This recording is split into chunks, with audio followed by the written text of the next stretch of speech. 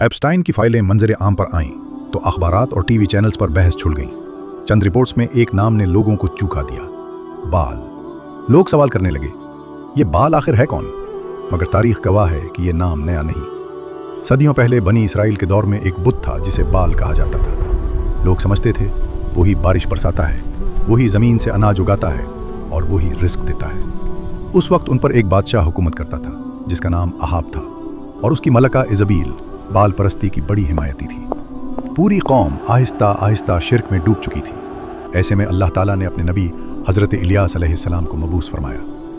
उन्होंने अपनी कौम से सवाल किया, क्या तुम एक बेजान बुत को पुकारते हो और अपने रब को छोड़ देते हो जो तुम्हारा और तुम्हारे बाप दादा का रब है? मगर ताकत और रस्म व रवाज के आगे सच कमज़ोर दिखाई देता है।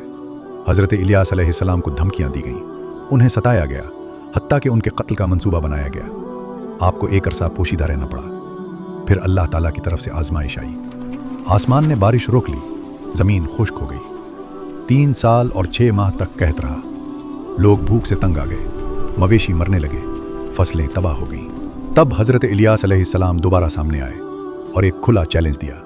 कहा, कोहे करमल पर जमा हो जाओ, तुम अपने माबूद बाल के नाम पर कुर्बानी दो और मैं अपने रब के नाम पर। आग कोई नहीं लगाएगा, जिसकी तरफ से आसमान से आग आएगी वही सच्चा होगा।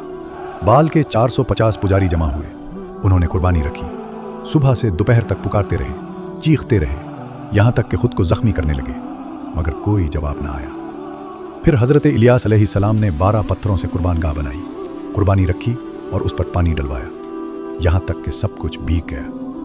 फिर उन्होंने अल्लाह ताला से दुआ की। इसी लम्हे आसमान से आग नाजिल हुई, कुर्बानी, लकड़ियाँ, हत्ता के पत्थर तक जल गए।